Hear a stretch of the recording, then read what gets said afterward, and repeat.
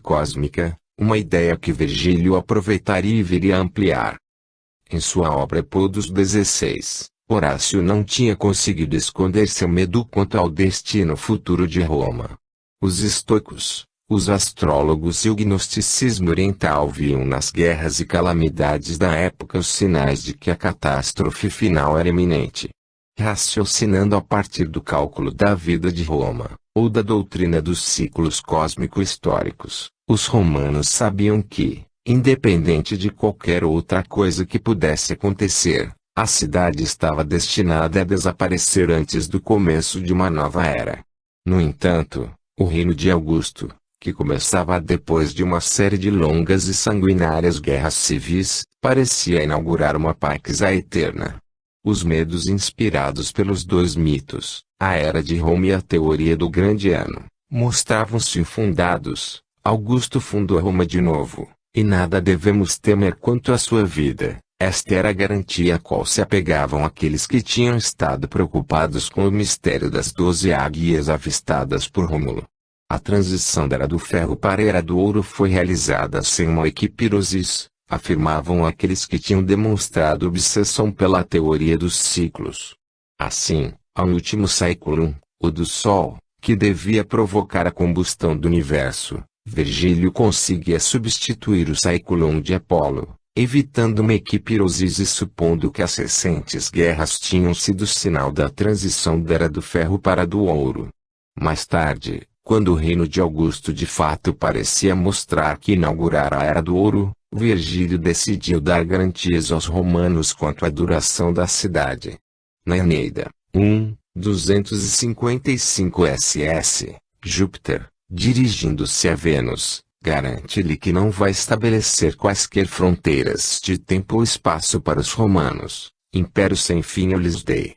E foi só depois da publicação da Eneida que Roma passou a ser chamada de Urbis Aeterna, com Augusto sendo proclamado o segundo fundador da cidade. Sua data de nascimento, 23 de setembro, era considerada como ponto de partida do universo, cuja existência tinha sido salva, e cuja face tinha sido mudada por Augusto. Nasceu então a esperança de que Roma era capaz de regenerar-se periodicamente, ad infinitum.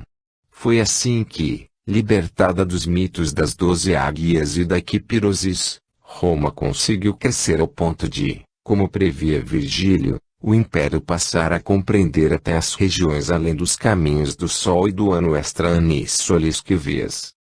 Em tudo isso, como podemos ver, existe um esforço supremo no sentido de libertar a história do seu destino astral, ou da lei dos ciclos cósmicos, e de retornar, por intermédio do mito da eterna renovação de Roma, ao mito arcaico da regeneração anual, e em particular não catastrófica, do cosmo, através de sua eterna recriação pelo soberano ou sacerdote.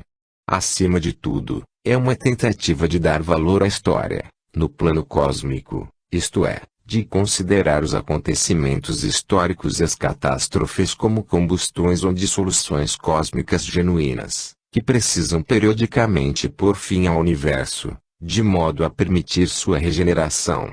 As guerras, a destruição, os sofrimentos da história já não representam sinais premonitórios da transição entre uma era e outra, mas eles próprios constituem a transição. Assim, em cada período de paz, a história se renova e, consequentemente, começa um novo mundo. Em última análise, como já vimos no caso do mito construído ao redor de Augusto, o soberano repete a criação do cosmo. Nós nos utilizamos do exemplo de Roma para mostrar até que ponto os acontecimentos históricos podiam ser valorizados pelo expediente dos mitos examinados no presente capítulo.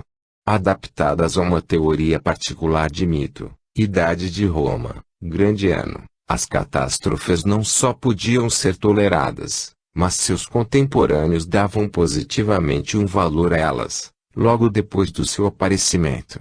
Claro que a Era do Ouro, inaugurada por Augusto, tinha conseguido sobreviver apenas por meio do que havia criado na cultura latina. Augusto mal havia falecido quando a história passou a desmentir a Era do Ouro, fazendo com que o povo voltasse a viver a expectativa do desastre iminente. Quando Roma foi ocupada por Alarico, parecia que o sinal das 12 águias de Rômulo tinha triunfado. A cidade estava entrando no seu 12º e último século de existência. Foi apenas Santo Agostinho que tentou mostrar que ninguém poderia saber o momento em que Deus decidiria colocar um fim à história, e que, de qualquer modo, embora as cidades, por sua própria natureza, tenham uma duração limitada, sendo eterna apenas a cidade de Deus, nenhum destino astral pode decidir a vida ou a morte de uma nação. Deste modo, o pensamento cristão demonstrava tendência no sentido de transcender, de uma vez por todas, os velhos temas da repetição eterna, da mesma forma que tinha decidido transcender todos os outros pontos de vista arcaicos, por meio da revelação da importância da experiência religiosa da fé, e do valor da personalidade humana. 4. O terror da história. Sobrevivência do mito do eterno retorno.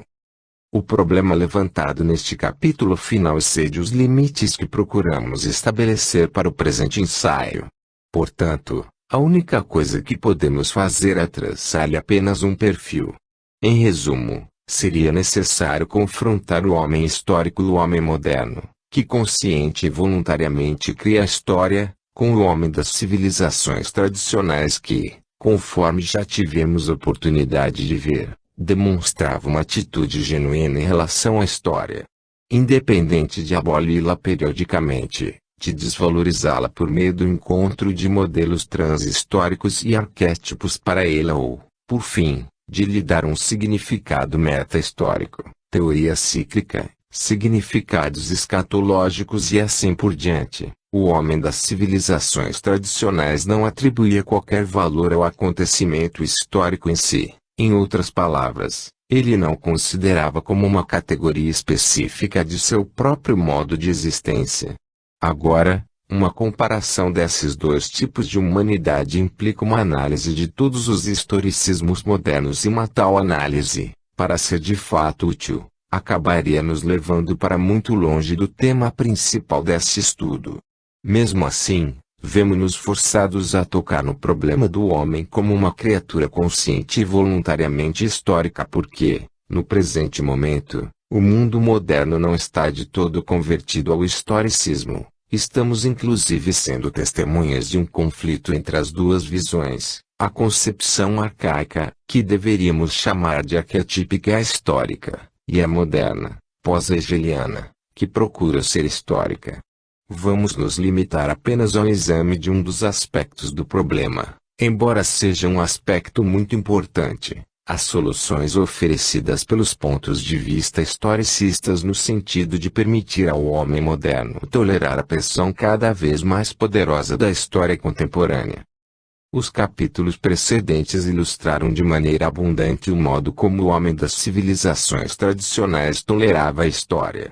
O leitor deve lembrar-se de que essas civilizações defendiam-se contra a história, fosse por meio de sua periódica abolição, pela repetição da cosmogonia e de uma periódica regeneração do tempo, ou ainda dando aos acontecimentos históricos um significado meta-histórico, significado que não servia apenas como consolação, mas acima de tudo era coerente, isto é, capaz de ser encaixado num sistema bem consolidado, no qual tanto a existência do homem como a do cosmos tinha sua raison d'être.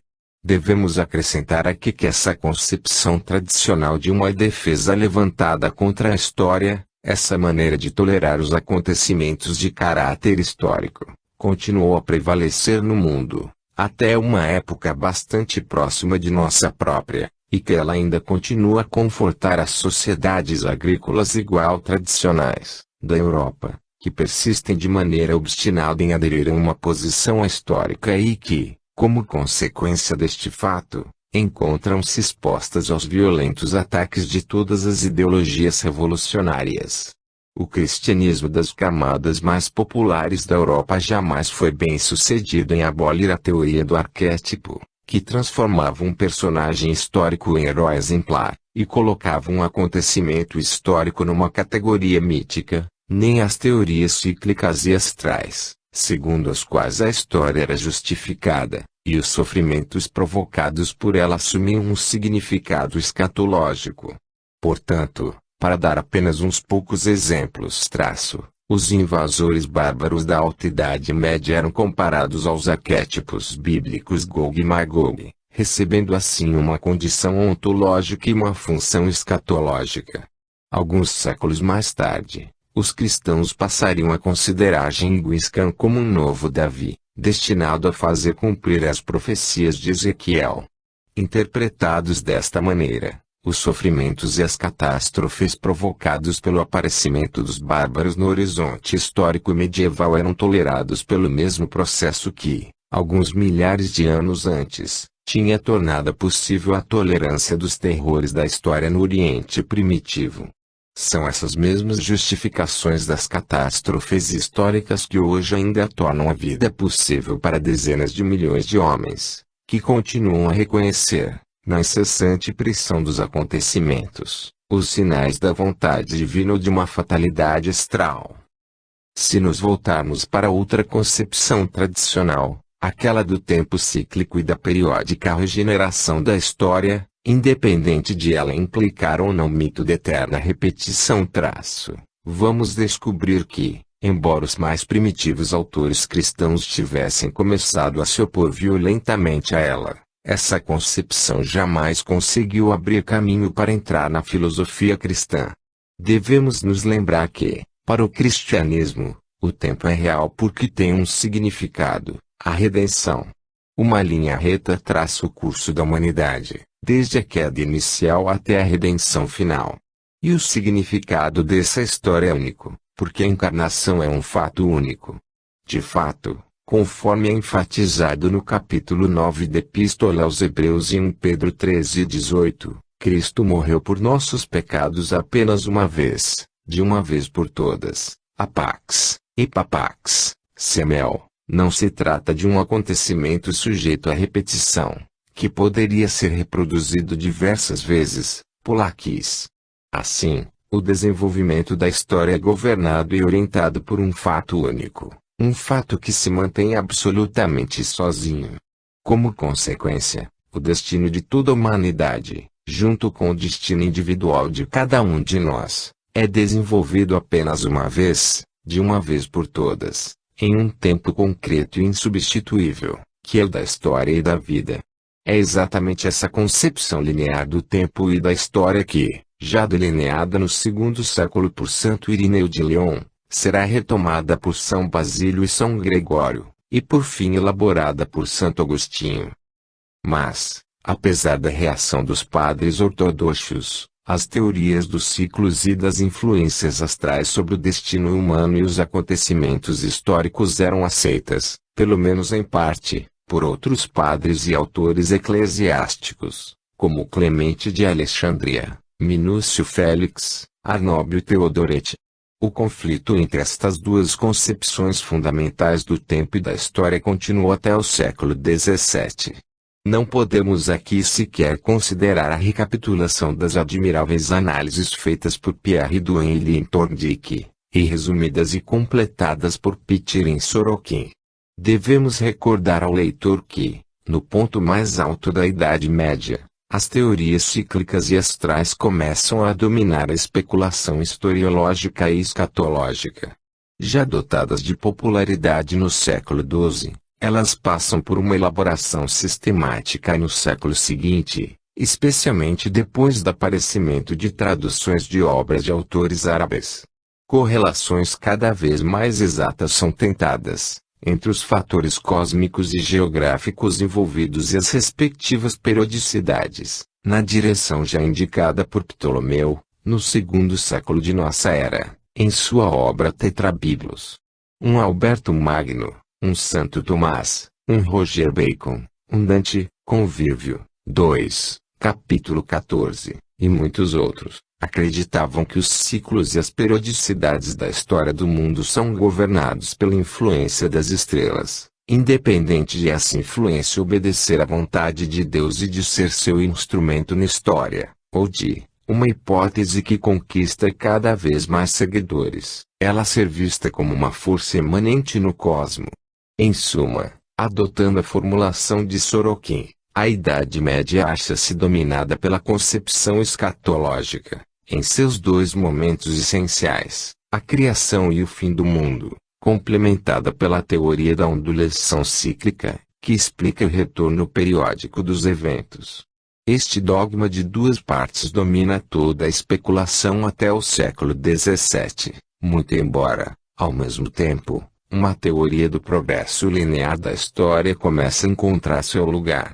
Na Idade Média, os germes da teoria podem ser reconhecidos nos textos de Alberto Magno e de Santo Tomás, mas é com o Evangelho Eterno, de Joaquim de Flora, que ela aparece em toda a sua coerência, como um elemento integral de uma magnífica escatologia da história, a mais significativa contribuição do cristianismo neste campo, desde aquela produzida por Santo Agostinho. Joaquim de Flora divide a história do mundo em três grandes épocas, sucessivamente inspiradas e dominadas por uma pessoa diferente da Santíssima Trindade, Pai, Filho e Espírito Santo. Na visão do Abade Calabres, cada uma dessas épocas revela, na história, uma nova dimensão de divindade, e, por meio deste fato, permite que a humanidade aperfeiçoe-se de maneira progressiva até que, por fim, na fase derradeira, inspirada pelo Espírito Santo, ela conquiste a mais absoluta liberdade espiritual. Mas, como já dissemos, a tendência que consegue somar cada vez maior número de adeptos é do imanentismo da teoria cíclica. As considerações desenvolvidas pela astronomia científica conseguem afirmar-se lado a lado com volumosos tratados astrológicos. É assim que, nas teorias de Tycho Brahe, Kepler, Cardano, Giordano Bruno ou Campanella, a ideologia cíclica sobrevive, ao lado da nova concepção do progresso linear professado, por exemplo, por um Francis Bacon ou um Pascal. A partir do século XVII em diante, o linearismo e a concepção progressista da história afirmam-se cada vez mais, colocando a fé numa linha de progresso infinito, uma fé que já havia sido proclamada por Leibniz, predominante no século do Iluminismo, e popularizada no século XIX pelo triunfo das ideias dos evolucionistas. Temos de esperar até o nosso próprio século para ver o começo de determinadas reações contra esse linearismo histórico, e um certo reavivamento do interesse na teoria dos ciclos. É assim que, na economia política, estamos sendo testemunhas da reabilitação das ideias de ciclo, flutuação, oscilação periódica, que, na filosofia, o mito do eterno retorno é reavivado por Nietzsche, ou que, na filosofia da história, um Spengler ou um Toynbee manifestam preocupação com o problema da periodicidade. Em conexão com esta reabilitação das concepções cíclicas, Sorokin corretamente observa que as presentes teorias com relação à morte do universo não excluem a hipótese da criação de um novo universo, mais ou menos da mesma maneira que o grande ano, na especulação greco-oriental, ou o ciclo das yugas no pensamento da Índia. Vide acima, página 102 SS. Basicamente, pode-se dizer que é apenas nas teorias cíclicas dos tempos modernos que o significado do mito arcaico da eterna repetição realiza suas implicações totais. Porque as teorias cíclicas medievais acham-se confinadas à justificação da periodicidade dos acontecimentos, dando-lhes um lugar integral nos ritmos do cosmo e das fatalidades das estrelas. Portanto, eles também são afirmados de maneira implícita pela repetição cíclica dos acontecimentos da história, mesmo quando essa repetição não é considerada como contínua ad infinitum. E mais, pelo fato de os acontecimentos históricos dependerem de ciclos e situações astrais, eles se tornam inteligíveis e previsíveis, já que, assim, eles adquirem um modelo transcendental. As guerras, a fome e a maldade generalizada, provocadas pela história contemporânea, eram, no máximo, uma repetição de um arquétipo, ele próprio determinado pelas estrelas e por normas celestiais, das quais nem sempre estava ausente a vontade divina. Assim como acontecera no fim da antiguidade, estas novas expressões do mito do eterno retorno eram, acima de tudo, apreciadas no seio das elites intelectuais, e serviam como meio especial de conforto daqueles que sofriam de maneira direta as pressões exercidas pela história. As massas camponesas, na antiguidade, assim como nos tempos modernos, demonstravam menos interesse pelas fórmulas cíclicas e astrais. De fato, elas encontraram sua consolação e apoio no conceito dos arquétipos e da repetição, uma ideia de que elas viviam menos no plano do cosmo e das estrelas do que no nível mítico histórico, transformando, por exemplo, os personagens históricos em heróis, os acontecimentos de caráter histórico em categorias míticas, e assim por diante, de acordo com a dialética que definimos acima, páginas 40 ss. As dificuldades do historicismo. O reaparecimento das teorias cíclicas no pensamento contemporâneo está repleto de significado. Incompetentes que somos para passar julgamento sobre sua validade, devemos nos limitar a observar que a formulação de um mito arcaico, em termos modernos, representa, quando menos, uma traição ao desejo de encontrar um significado e uma justificação transhistórica para os acontecimentos históricos. Assim, encontramo-nos uma vez mais na posição pré-hegeliana, com a validade das soluções historicistas, de Hegel a Marx, sendo implicitamente questionada. A partir de Hegel em diante, todo esforço é concentrado no sentido de conservar e atribuir um valor ao acontecimento histórico como tal, o acontecimento em si mesmo e para si mesmo.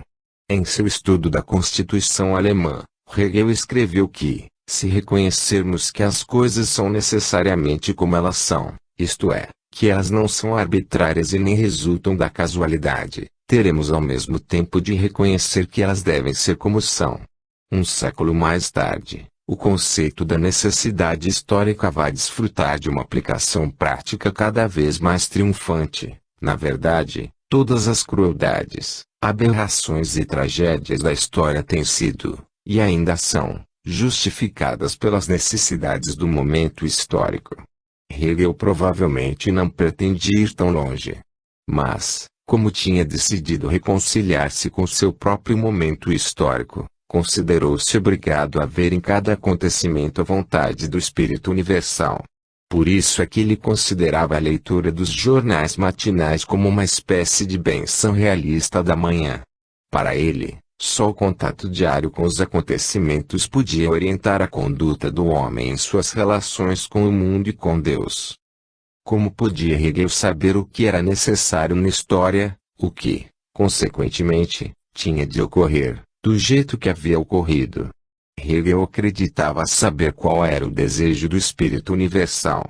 Não pretendemos insistir sobre a audácia de suas teses, que, afinal de contas, servem para abolir precisamente aquilo que Hegel pretendia salvar na história, a liberdade humana. Mas existe um aspecto na filosofia da história defendida por Hegel que nos interessa muito, porque ainda preserva algo da concepção judeu-cristã. Para Hegel, o acontecimento histórico era a manifestação do Espírito Universal.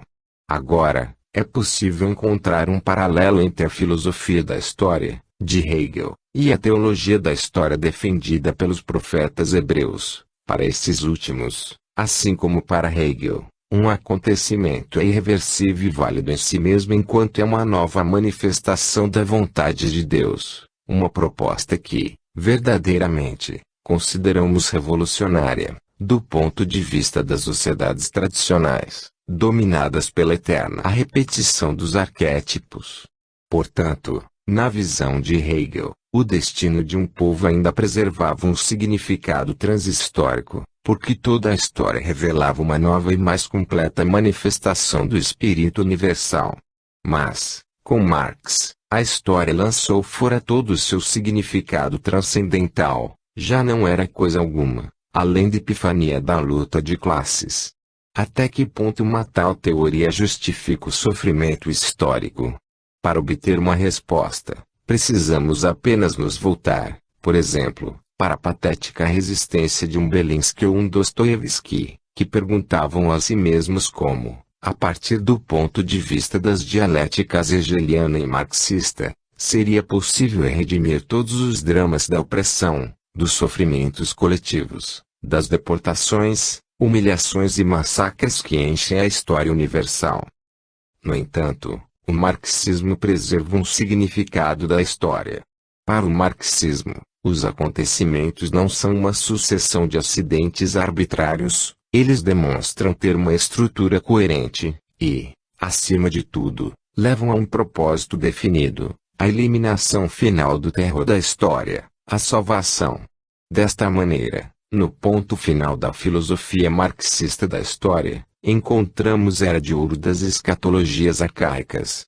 Neste sentido, é correto afirmar não apenas que Marx trouxe a filosofia de Hegel de volta à Terra, mas também que ele reconfirmou, em um nível exclusivamente humano, o valor do mito primitivo da Era de Ouro, com a diferença de que coloca a Era de Ouro no final da história, ao invés de colocá-la também no seu ponto inicial. Para o militante marxista, é aqui que está o segredo do remédio para o terror da história, da mesma forma que os contemporâneos de uma era obscura consolavam-se, diante dos seus sofrimentos cada vez maiores, com o pensamento de que o agravamento do mal acelera a libertação final. Os militantes marxistas dos nossos dias interpretam o drama provocado pelas pressões da história como um mal necessário, um sintoma premonitório da aproximação da vitória, que colocará um fim permanente a todos os males históricos. O terror da história torna-se cada vez mais intolerável a partir dos pontos de vista proporcionados pelas várias filosofias historicistas. Porque nelas, naturalmente, cada acontecimento histórico encontra seu único e total significado apenas em sua realização. Não precisamos aqui entrar nas dificuldades teóricas do historicismo, que já serviram para perturbar Rickert, Troet, Dilthey e Simmel, e que os recentes esforços de Croce, de Kahneman M., ou de Ortega y Gasset conseguiram apenas parcialmente ultrapassar. Este ensaio não exige que discutamos o valor filosófico do historicismo como tal, nem a possibilidade de estabelecimento de uma filosofia da história que definitivamente transcendesse ao relativismo. O próprio Dilthey, aos 70 anos de idade, reconheceu que a relatividade de todos os conceitos humanos é a última palavra da visão histórica do mundo. Em vão ele proclamou uma Gemene Lebensverfahrung como meio final de transcender a esta relatividade. E foi também em vão que Menneke invocou o exame de consciência como uma experiência transsubjetiva, capaz de transcender a relatividade da vida histórica. Heidegger tinha se dado ao trabalho de mostrar que a historicidade da existência humana proíbe toda esperança de transcendermos ao tempo e à história. Para nossos propósitos, só uma questão deve nos preocupar: como pode o terror da história ser tolerado a partir do ponto de vista do historicismo? A justificação de um acontecimento histórico, pelo simples fato de lhe ser um acontecimento histórico, em outras palavras, pelo simples fato de ter acontecido dessa maneira, não caminha no sentido de libertar a humanidade do terror que o acontecimento inspira. Deve-se compreender que não estamos aqui preocupados com o problema do mal, que, independente do ângulo a partir do qual possa ser visto, permanece como um problema filosófico e religioso. Estamos preocupados, isto sim, com o problema da história como história, do mal que está limitado não pela condição do homem, mas pelo seu comportamento em relação aos outros. Deveríamos querer saber, por exemplo, como seria possível tolerar e justificar os sofrimentos e a aniquilação de tantas pessoas que sofrem e que são aniquiladas pela simples razão de que sua situação geográfica as coloca no caminho da história, por serem vizinhos de impérios que se encontram em estado de permanente expansão. Como justificar, por exemplo, o fato de o sudeste da Europa ter sofrido durante séculos, sendo portanto obrigado a renunciar a qualquer impulso no sentido de uma existência histórica mais elevada, na direção da criação espiritual no plano universal, pela única razão de que estava no caminho dos invasores asiáticos e, mais tarde, vizinho do Império Otomano. E, em nossos dias, Quando as pressões históricas já não permitem mais qualquer fuga, como pode o homem tolerar as catástrofes e horrores da história, desde as deportações e massacres coletivos até os bombardeios atômicos, se, além deles, não consegue ver qualquer sinal nem significado transhistórico? Se esses acontecimentos são apenas as jogadas cegas de forças econômicas, sociais ou políticas, ou, pior ainda, unicamente o resultado das liberdades que uma minoria toma e exercita de modo direto sobre o cenário da história universal. Sabemos como, no passado, a humanidade conseguia suportar os sofrimentos que já tivemos oportunidade de enumerar. Eles eram considerados como uma punição aplicada por Deus, a síndrome do declínio da era, e assim por diante. E era possível aceitar os acontecimentos precisamente porque tinham um significado meta-histórico, porque, para a maior parte da humanidade, ainda apegada ao ponto de vista tradicional, a história não tinha, e nem poderia ter, valor em si mesma. Todos os heróis repetiam o gesto arquetípico. Todas as guerras ensaiavam a luta entre o bem e o mal. Cada nova injustiça social era identificada com os sofrimentos do Salvador, ou, por exemplo, no mundo pré-cristão, com a paixão de um mensageiro divino ou Deus da vegetação. Cada novo massacre repetia o glorioso fim dos mártires. Não nos compete aqui decidir se tais motivos eram pueris ou não, nem se uma tal rejeição da história mostrava-se sempre eficaz. Em nossa opinião, só um fato importa. Em virtude deste ponto de vista, dezenas de milhões de homens, século após século, foram capazes de suportar enormes pressões históricas sem se desesperar, sem cometer o suicídio nem cair naquela aridez espiritual que sempre traz consigo uma visão relativista ou nihilista da história. Além do mais, como já tivemos oportunidade de observar, uma parte considerável da população da Europa, sem falar naquela de outros continentes, ainda vive, hoje em dia, à luz do ponto de vista tradicional, anti-historicista. Portanto, são as elites, acima de tudo, que se veem confrontadas pelo problema, uma vez que apenas elas são forçadas, e cada vez com maior rigor, a tomar conhecimento de sua situação histórica. É verdade que o cristianismo e a filosofia escatológica da história não pararam de satisfazer a uma considerável proporção dessas elites. Até certo ponto, em relação a determinados indivíduos, pode-se dizer que o marxismo, especialmente em suas formas populares, representa uma defesa contra o terror da história. Somente a posição historicista, em todas as suas variedades e matizes, desde o destino de Nietzsche até a temporalidade de Heidegger, permanece desarmada. De modo algum se pode considerar apenas como coincidência fortuita que, no caso desta filosofia, o desespero, o amor fati e o pessimismo sejam elevados ao grau de virtudes heroicas e instrumentos de conhecimento.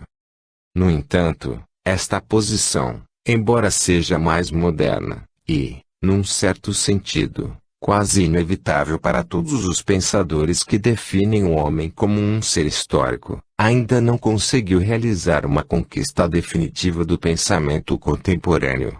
Algumas páginas atrás, tivemos oportunidade de observar diversas orientações recentes que demonstram uma tendência no sentido de reconferir valor ao mito da periodicidade cíclica, e mesmo ao mito do eterno retorno. Essas orientações desprezam não só o historicismo, mas até mesmo a história como tal.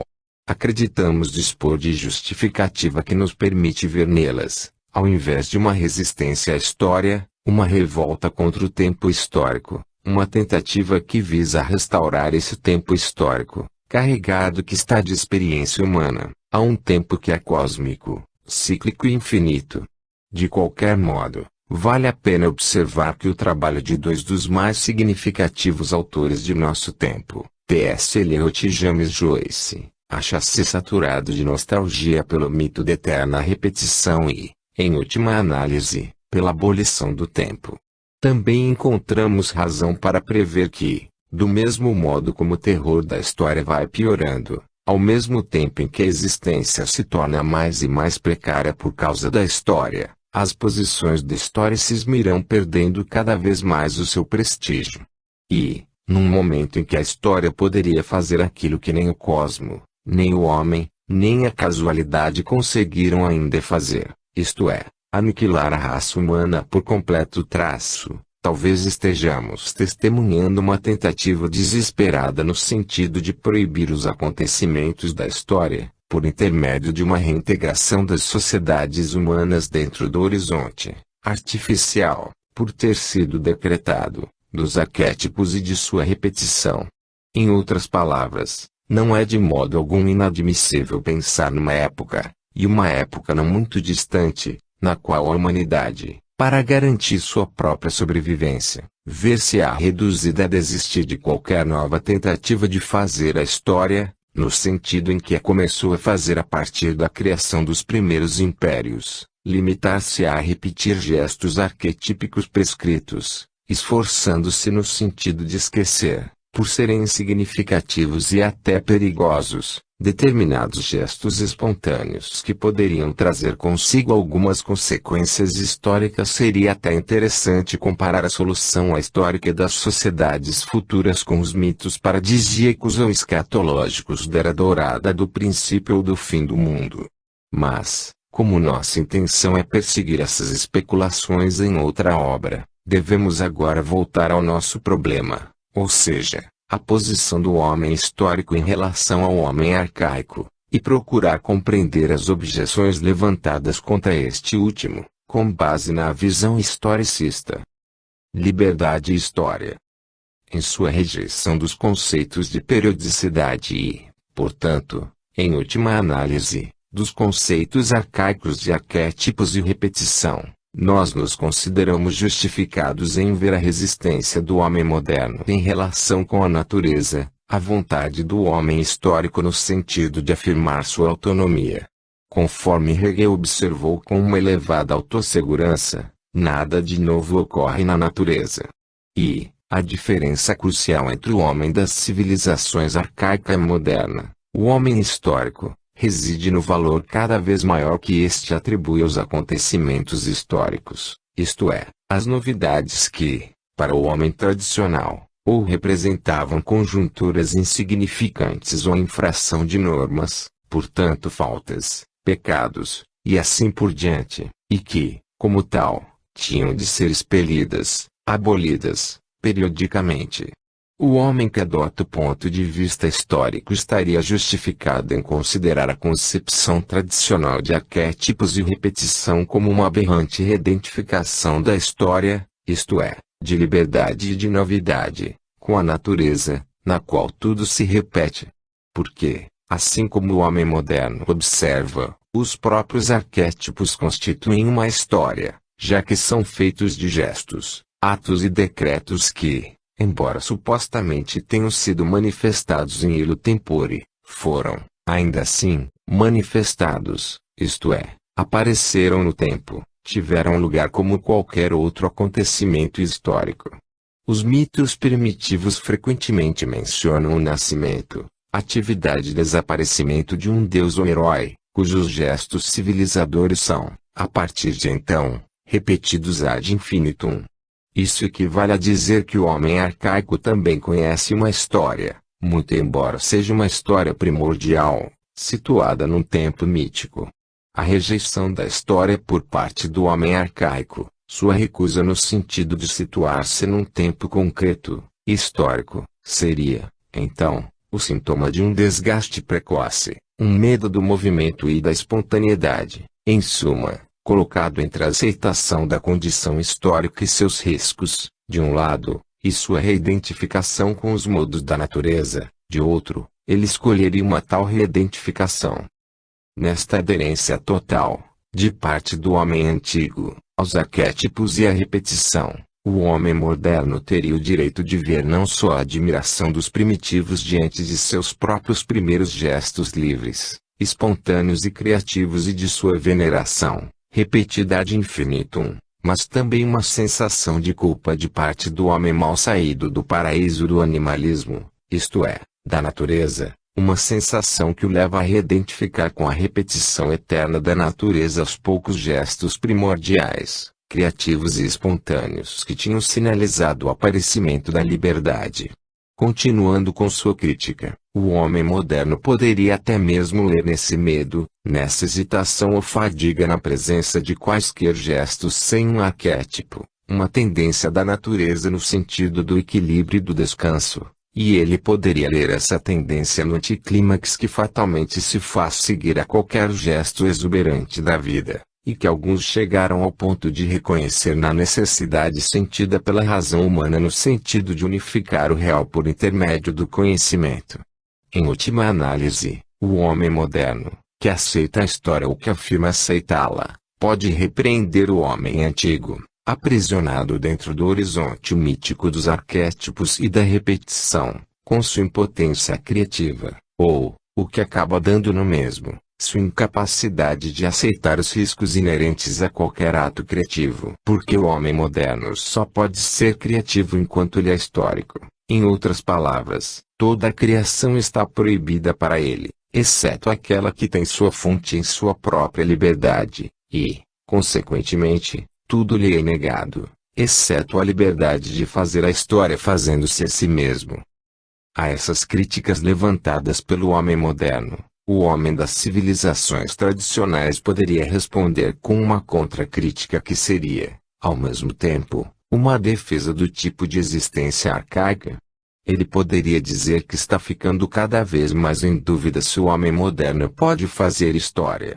Pelo contrário, quanto mais moderno ele se torna, isto é, sem defesas contra o terror da história, menos chance tem de fazer história ele próprio.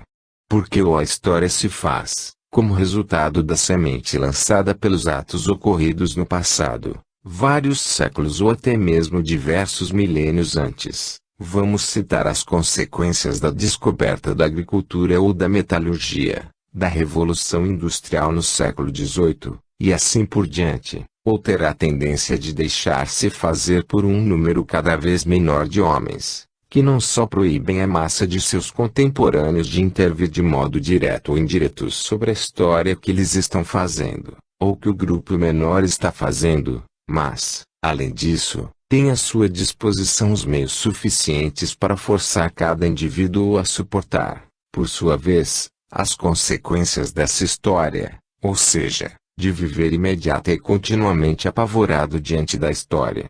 A decantada liberdade do homem moderno no sentido de fazer história ilusória, para a quase totalidade da raça humana. No máximo, o homem é deixado livre para escolher entre duas posições. Opor-se à história que está sendo feita por uma pequena minoria, e, neste caso, ele tem liberdade para escolher entre o suicídio e a deportação. 2. Buscar refúgio numa existência subhumana ou na fuga. A liberdade que a existência histórica implica era possível, e mesmo então dentro de determinados limites, no princípio do período moderno, mas a tendência que demonstra é de tornar-se inacessível, ao mesmo tempo em que o período vai se tornando mais histórico, ou, em outras palavras, mais alheio a qualquer modelo transhistórico.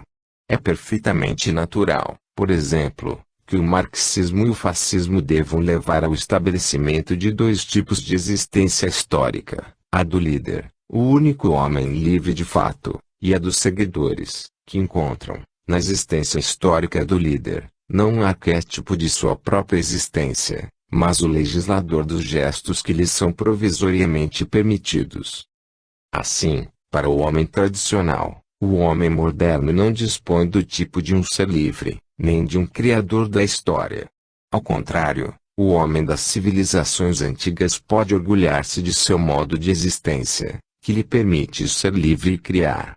Ele tem liberdade para não ser mais o que era, livre para anular sua própria história por meio da periódica abolição do tempo e da regeneração coletiva.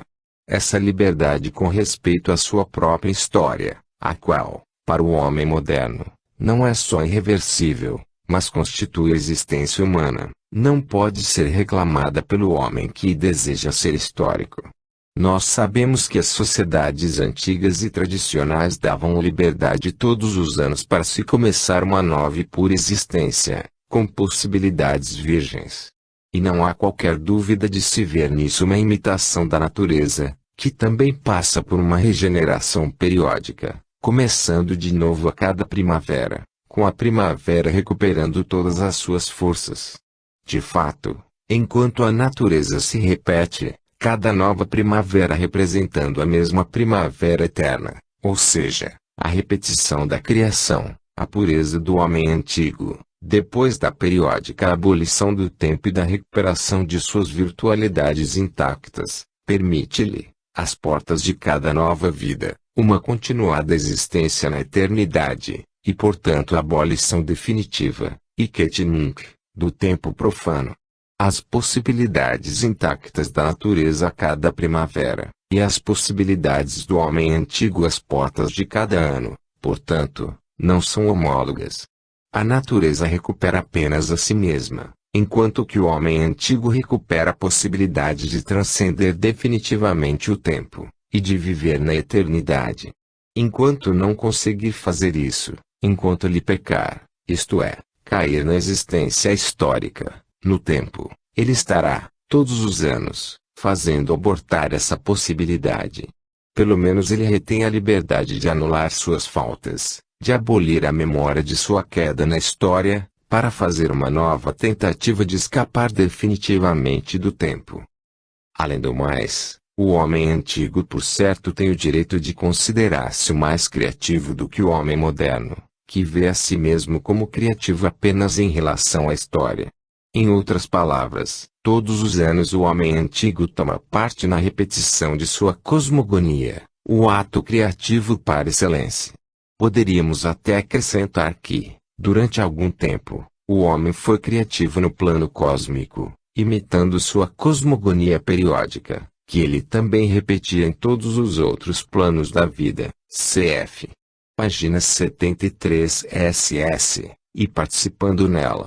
Devemos ter em mente também as implicações de caráter criacionista das filosofias e técnicas orientais, especialmente a indiana, que encontram assim um lugar no mesmo horizonte tradicional. O Oriente rejeita por unanimidade a ideia da irredutibilidade ontológica da existência, muito embora também parta de uma espécie de existencialismo, isto é, do reconhecimento do sofrimento como a situação de qualquer condição cósmica possível. Só que o Oriente não aceita o destino do ser humano como sendo final e irredutível. As técnicas orientais procuram, acima de tudo, anular ou transcender a condição humana. Neste aspecto, achamos justo falar não só de liberdade, no sentido positivo, ou libertação, no sentido negativo, mas até de criação, porque o que se acha envolvido aqui é a criação de um novo homem, e de criá-lo em um plano super-humano, um homem-deus, tal e qual a imaginação do homem histórico jamais sonhou ser possível criar. Desespero ou fé. Seja como for isso, nosso diálogo entre o homem antigo e o homem moderno não influencia o nosso problema. Seja qual for a verdade em relação à liberdade e às virtualidades criativas do homem histórico, o que é certo é que nenhuma das filosofias historicistas tem condição de defendê-lo do terror da história.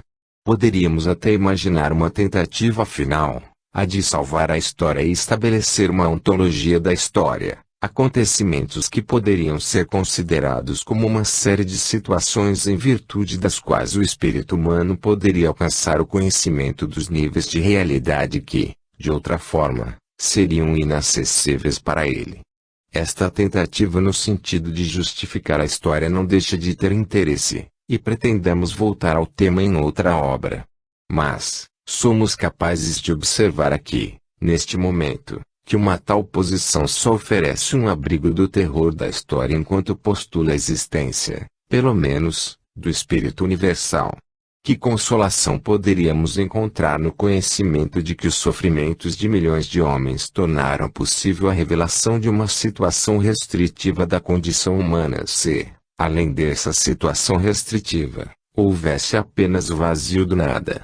Uma vez mais, Não se trata aqui da questão de julgamento da validade de uma filosofia historicista, mas apenas de estabelecer até que ponto uma tal filosofia consegue exorcizar o terror da história.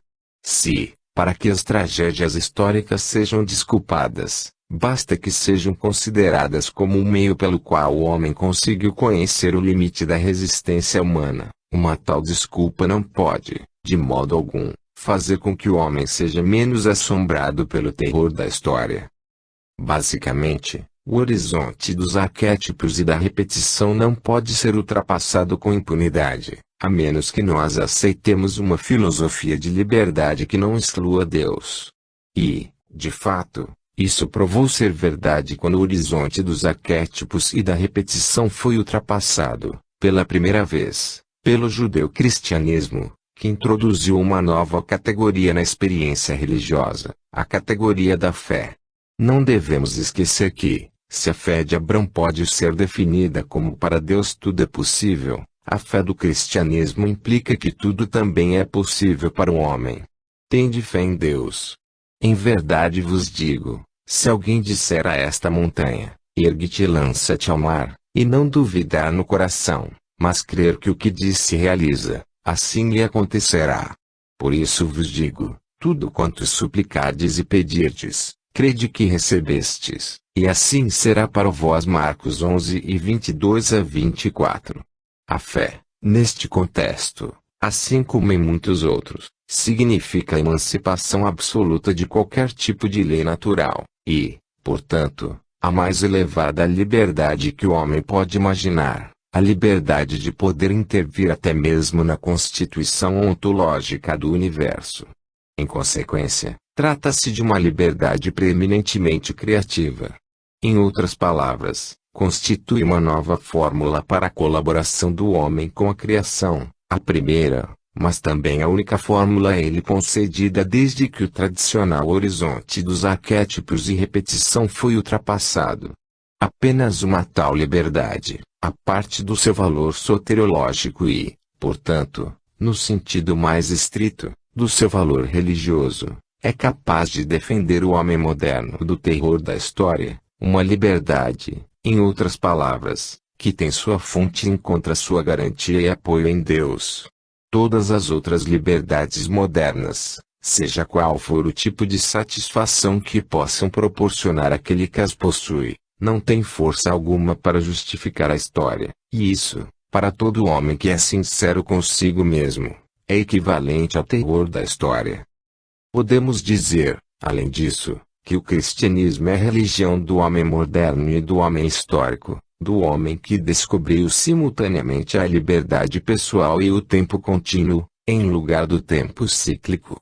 É até interessante observar que a existência de Deus impôs-se de maneira ainda mais urgente sobre o homem moderno, para quem a história existe como tal, como história e não como repetição, do que sobre o homem das culturas antigas e tradicionais, que, para defender-se do terror da história, tinha à sua disposição todos os mitos, rituais e costumes mencionados no decorrer deste livro. Além do mais, muito embora a ideia de Deus e das experiências religiosas que implica tenham existido desde as épocas mais distantes, elas poderiam ser, e foram, algumas vezes, substituídas por outras formas religiosas, totemismo, culto dos ancestrais, grandes deuses da fecundidade, e assim por diante, que respondiam mais prontamente às necessidades religiosas da humanidade primitiva.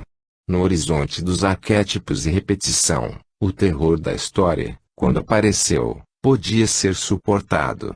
Desde a invenção da fé, no sentido judeu-cristão da palavra igual para Deus tudo é possível, o homem que tinha deixado o horizonte dos arquétipos e da repetição não pode mais defender-se contra aquele terror, exceto por intermédio da ideia de Deus. Na verdade, é apenas pela pressuposição da existência de Deus que ele, por outro lado, conquista a liberdade, que lhe proporciona autonomia num universo governado por leis, ou, em outras palavras, a inauguração de um modo de ser que é novo e único no universo, e, por outro lado, a certeza de que as tragédias históricas têm um significado transhistórico, mesmo que esse significado nem sempre seja visível para a humanidade em sua condição presente. Qualquer outra situação do homem moderno leva, no fim, ao desespero. É um desespero provocado não por seu próprio existencialismo humano, mas por sua presença num universo histórico, em que quase toda a humanidade vive tomada de um terror contínuo, ainda que não tenha consciência dele. Neste aspecto, o cristianismo incontestavelmente prova ser a religião do homem caído, e isso até o ponto em que o homem moderno se vê irremediavelmente identificado com a história e o progresso, e para o qual a história e o progresso representam uma queda, ambos implicando o abandono final do paraíso dos arquétipos e da repetição. Fim.